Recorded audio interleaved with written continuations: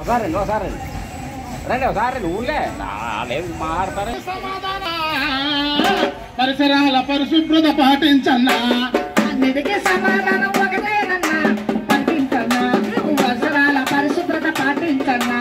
తడి చెత్త పొడి చెత్త వేరు వేరు చెయ్యాలి, చెత్త పొడి చెత్త వేరు వేరు చెయ్యాలి. పరిసరాల పరిశుభ్రత ప్రతి ఒక్కరి బాధ్యత, పరిసరాల పరిశుభ్రత ప్రతి ఒక్కరి బాధ్యత. రోగాలకు ఈనాడు మనం దూరం ఉండాలి, రోగాలకు ఈనాడు దూరం ఉండాలి. పరిసరాల పరిశుభ్రత ప్రతి ఒక్కరు పాటించి అన్నిటికీ సమాధానం ఒకటేనన్నా, పరిసరాల పరిశుభ్రత పాటించన్నా. అందుకే తడి చెత్త పొడి చెత్త వేరుగా చేయమన్నారు. తడి చెత్త అంటే ఏమిటి, పొడి చెత్త అంటే ఏమిటండి? తడి చెత్త అనగా మిగిలిపోయిన అన్నం, అలాగే కోడిగుడ్డు పెంకులు, ఉల్లిపాయ తొక్కలు, కోసుకున్న కాయగూరలు, ఇటువంటివన్నీ కూడా తడి చెత్త. మిగిలిపోయిన ఆహారాన్ని ప్రతి ఒక్కటి కూడా తడి చెత్త అంటారండి. ఈ తడి చెత్త ఒక డబ్బాలో, అలాగే పొడి చెత్త అనగా పాత బట్టలు, పాత ప్లాస్టిక్ బాట్లు, టైర్లు, అలాగే ప్లాస్టిక్ కవర్లు, ఇటువంటి ఇల్లు తుడుచుకున్న చెత్త, ఇంటి చుట్టూ తుడుచుకున్న చెత్త కూడా పొడి చెత్త అంటారు. ఈ తడి చెత్త వేరుగా పొడి చెత్త వేరుగా 2 డబ్బాల్లో వేసుకొని మన మున్సిపల్ రిక్షాకి అందచేయాలండి, మున్సిపల్ ఆటోకి అందచేయాలి. అలాగే ప్రమాదకరమైన చెత్త కూడా మరొకటి ఉంటుందండి. తడి చెత్త కోసం తెలుసు, పొడి చెత్త కోసం తెలుసు. ప్రమాదకరమైన చెత్త ఏమిటండి? ప్రమాదకర చెత్త అంటే గాజు పెంకు ముక్కలు, ఇనప ముక్కలు, అలాగే పగిలిపోయిన కంప్యూటర్లు, పగిలిపోయిన టీవీలు, అలాగే అద్దాలు, ఇటువంటి అన్ని కూడా ప్రమాదకరమైన చెత్త. అలాగే ఇండిషన్ సూదులు, చిరంజీవి బాటిల్స్ అన్ని కూడా ప్రమాదకరమైన చెత్త.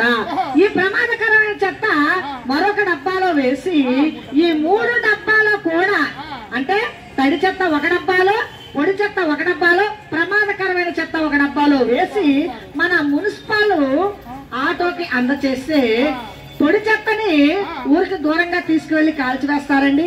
అలాగే తడి చెత్తని కంపోస్ట్ గా తయారు చేస్తారు, పొడి చెత్త అలాగే ప్రమాదకరమైన చెత్తను డిస్పోజల్ చేస్తారు.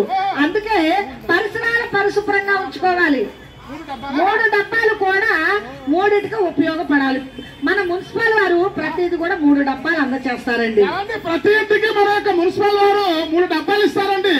ఈ 3 డబ్బాలు మా ఎవరు ఎలా వాడుతుందో తెలుసా? ఒక డబ్బాలో బియ్యం వాడుతుంది, అంటే బియ్యం వేసేస్తుందండి. ఇంకో డబ్బాలో ఉల్లిపాయలు వేస్తుంది, ఇంకో డబ్బాలో నిత్యావసర సరుకులన్నీ వేసి 3 డబ్బాలను కూడా వంటగదిలో బ్రహ్మాండంగా వాడుతుంది మా ఆవిడ. 3 డబ్బాలు నువ్వు నిత్యావసర వస్తువులు వేసుకోవడానికి కాదు, తడి చెత్త ఒక డబ్బాలో, పొడి చెత్త ఒక డబ్బాలో, ప్రమాదకరమైన ఒక చెత్త ఒక డబ్బాలో వేసి మనం మున్సిపల్ రిక్షాకి అందజేయించాలి. అలాగే ప్రతి ఒక్కరు ఆరోగ్యమే మహాభాగ్యం అన్నారు. ఈ మనిషికి 7 అంతస్తుల మేడలు ఉన్నా, ఎయిర్ కండిషన్ రూములు ఉన్నా, డల్ల పరుపులున్నా, ఆస్తి పాస్తులున్నా, అందచందాలు ఉన్నప్పటికీ కూడా, కోట్లు కూడబెట్టిన లక్షలు ఖర్చు పెట్టినప్పటికీ కూడా ఆరోగ్యానికి మించిన భాగ్యం మరొకటి లేదన్నారండి. అందుకేనండి ఎక్కువగా ఏం చేస్తున్నారంటే ఉదయాన్నే టిఫిన్ చేసినటువంటి కవర్లన్నీ కూడా దాంట్లో కూరగాయలు తొక్కలు ఇవన్నీ వేసి డ్రైనేజీలో వేస్తున్నారు. ఆ డ్రైనేజీలో వెళ్ళేటటువంటి నీళ్ళన్నీ ఆగిపోయి అనేక రకం దోమలు వస్తున్నాయి. వచ్చేటటువంటి వర్షాకాలం. అందుకే మాయదారి దోమరో, మహమ్మారి దోమరో, చిటుకుల కుడితో చాలు చటుకుల చేస్తాము. మాయదారి దోమరో, మహమ్మారి దోమరో, చిటుకుల కుడితే చాలు చటుకుల చేస్తాము. చిటుకుల కుడితే చాలు చటుకుల చేస్తాము. దోమ కుట్టిందా డేంజరే డేంజరు బాబు, దోమ కుట్టిందా డేంజరే డేంజరు, మరల దోమ కుట్టిందా జ్వరం తప్పదు అన్నా, దోమ కుట్టిందా జ్వరం తప్పదు అన్నా. అందుకేనండి వచ్చేటటువంటిది వర్షాకాలం. ఈ వర్షాకాల సమయంలో అందరం కూడా అప్రమత్తంగా ఉండాలి. ఎందుకంటే ఎక్కడ లేనటువంటి మరి నీరు ఎక్కడ పడితే అక్కడ ఆగిపోతుంది, అనేక రకాల వ్యాధులు వస్తుంటాయి. అందుకనే నాడు ప్రతి ఒక్కరు కూడా ఆరోగ్యంగా ఉండాలి అంటే చెత్త చెదారం లేకుండా పరిసరాల పర్యావరణ శుభ్రంగా ఉంచాలి.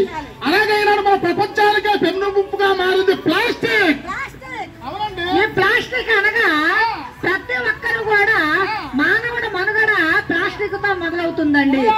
ఉదయాన్నే లేచిన కానుంచి పడుకున్న పాల ప్యాకెట్లు, అలాగే మన మంచినీళ్ళు తెచ్చుకునేది కూడా ప్లాస్టిక్ బాటిల్లో తెస్తున్నారు. మంచినీళ్ళు తాగేది ప్లాస్టిక్ బాటిల్, అలాగే పిల్లల క్యారేజీ కట్టే బాక్సులు కూడా ప్లాస్టిక్ వాడుతున్నారండి. ఎంత మాత్రం అలాంటి పనులు చేయకూడదు. ప్లాస్టిక్ వల్ల క్యాన్సర్ వ్యాధి వచ్చే అవకాశాలు చాలా ఎక్కువగా ఉన్నాయండి. 130% క్యాన్సర్ వ్యాధి వస్తుందండి. 130% క్యాన్సర్ వ్యాధి వస్తుంది. ప్రతి ఒక్కరు కూడా ప్లాస్టిక్ నిషేధించాలి. ప్రతి ఒక్కరు కూడా ఎందుకు వాడేవారో మీకు తెలుసా? మా తాత ఎవరన్నా చూస్తారేమోనని సంచి తీసుకెళ్లేవారు. సంచిలో ఉంటే ఎవరు చూసేవారు కాదు. ఇప్పుడు అలా కాదు, 1/2 కేజీ మాంసానికి కూడా కవర్ కావాలి, బియ్యానికి కవర్ కావాలి, కాయగూరలకు కవర్ కావాలి, టిఫిన్కి కవర్ కావాలి, షాంపూలకి కవర్ కావాలి, సబ్బుకి కవర్ కావాలి. కవర్ ఇవ్వకపోతే కొట్టువాడు కొట్టుకోవడంతో మానేస్తున్నారు కానీ కవర్ మానట్లేదు. ఎందుకంటే ఒక్కసారి ఆలోచించండి, ఈ మానవుడి మనుగడ ఎక్కడికి వెళుతుందో ఆలోచించండి. ఆదులుండే మానవుడు బట్టలు కట్టుకొని తిరిగేవాడు, ఈ ఆధునిక మానవుడు బట్టలు కట్టుకొని తిరుగుతున్నాడు. మరి ఎందుకంటే ఈనాడు మన యొక్క భీమవరం పురపాలక సంఘం, మన యొక్క మున్సిపాలిటీ వారి యొక్క ఆధ్వర్యంలో, మన కమిషనర్ గారి యొక్క ఆధ్వర్యంలో, మరి అంతేకాకుండా మన యొక్క గౌరవనీయులైనటువంటి పులపర్తి రామాంజలి గారు, మన ఎమ్మెల్యే గారి యొక్క ఆధ్వర్యంలో ఈనాడు ప్రతి ఇంటికి ప్లాస్టిక్ వాడకాన్ని తగ్గించాలి, పరిసరాలు పరిశుభ్రంగా ఉంచాలి, అందరూ ఆరోగ్యంగా ఉండాలి. స్వచ్ఛదేవ సేవ, స్వచ్ఛతే సేవ, స్వచ్ఛతే సేవ అనే విధంగా ప్రతి ఒక్కరు కూడా స్వచ్ఛాంధ్ర స్వర్ణాంధ్ర భాగంలో ఈనాడు ప్రతి ఒక్కరు ముందుకు నడుస్తున్నారు. అందుకే అమ్మలారా ఆలకించరమ్మా, ఆడపడుచులారా ఆలకించరమ్మా,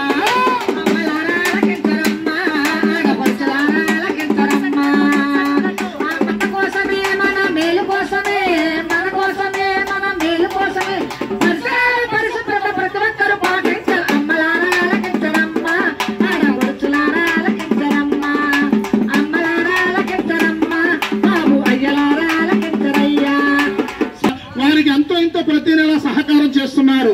ఏమండి, ఆర్థిక సహకారం అందిస్తున్నారు. అలాగే డిగ్రీ చదివి ఖాళీగా ఉండేటటువంటి యువతకు ఈనాడు సచివాలయ సిబ్బంది ద్వారాగా వర్క్ ఫర్ హోమ్ అనేటటువంటిది ఏర్పాటు చేశారు. అంతేకాదండి, మరి ఈనాడు మన యొక్క మున్సిపల్ సేవలు ఎన్నెన్నో అన్ని ఈనాడు అందజేస్తున్నారు. ఒక కరెంటు బిల్లు కానివ్వండి, నీటి పన్ను కానివ్వండి, చెత్త పన్ను కానీ, అంతేకాకుండా ప్రతి ఒక్కటి కూడా ఈనాడు మనందరికీ కూడా అద్భుతమైనటువంటి యాప్ ఒకటి ఏర్పాటు చేశారు. అదే యాప్ ఈనాడు మనందరికీ అందుబాటులోకి తెచ్చింది మన యొక్క పురపాలక సంఘం. కాబట్టి మనమందరం కూడా ఈ యొక్క అవకాశాన్ని వినియోగించుకొని అందరం ఆరోగ్యంగా ఉందాం. మనందరం కూడా మరి ప్రతి ఒక్కరూ కూడా ఆరోగ్యంగా ఉందాం. అందరం కూడా మరి ఆరోగ్యంతో పరిసరాల పరిశుభ్రాన్ని పెంచుతూ, అంతేకాకుండా మన యొక్క పర్యావరణాన్ని పెంచుతూ పచ్చని చెట్లు ప్రగతికి మెట్లు అన్నారు. ఏమంటే ఇంటింటికి సోదరులు కొందరమంది